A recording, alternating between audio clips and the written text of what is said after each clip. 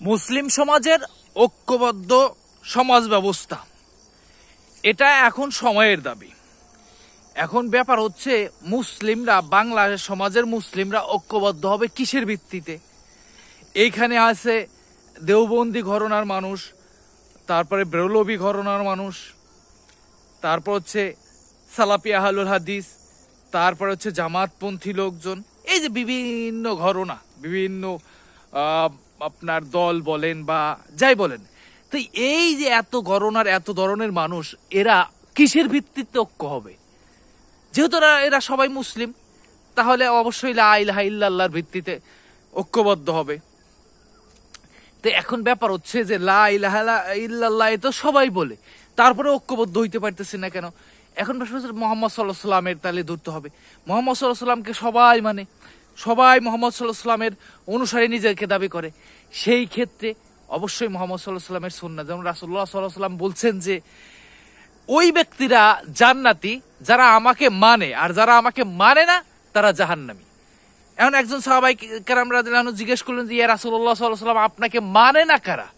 কয় যারা আমাকে অস্বীকার করে, যারা আমার কথা শোনে না, আমি যেই হাদিস, আমার যেই বক্তব্য বা আমাকে অনুসরণ করে না, তারাই হচ্ছে আমাকে মানে না, তারাই জাহান্নামী। এখন ধরেন রাসূলুল্লাহ সাল্লাল্লাহু আলাইহি সাল্লাম বলছেন যে তোমরা বেদাত করো না, তোমরা জুলুম কইরো না, তোমরা বেদাতের বিষয় তো ব্যাপক, তোমরা শিরিক করো না, তোমরা সালাত কাজা করো না, এই যে বিষয়গুলা, এইগুলো তো সবাই আছে একমত।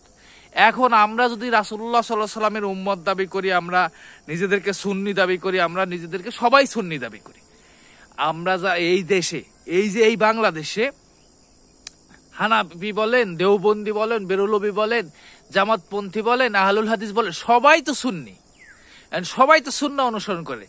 এখন সুন্নি বলে নিজেকে সুন্নি দাবি করে আপনি এমন এমন অনেক বেদাত করতেছেন। আহলুল হাদিসরা যারা আছে তারা বেদাত আসলে ওইভাবে কেউ বলতে পারবে না করে, ঠিক আছে, কিন্তু যারা দেওবন্দি বলেন, দেওবন্দিরাও মোটামুটি এমন অনেক কাজ আছে যারা যা সুন্নাতের সাথে মেলে না।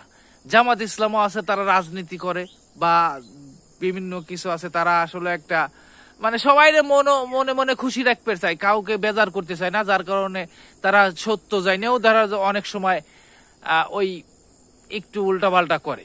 এইটা হলো বাস্তবতা। সেই জায়গা থেকে আমরা যদি সর্বাত্মকভাবে রাসূলুল্লাহ সাল্লাল্লাহু আলাইহি ওয়াসাল্লামের সুন্নাহ অনুসরণ করি, তাহলে কিন্তু সবাই ঐক্যবদ্ধ হওয়া সম্ভব।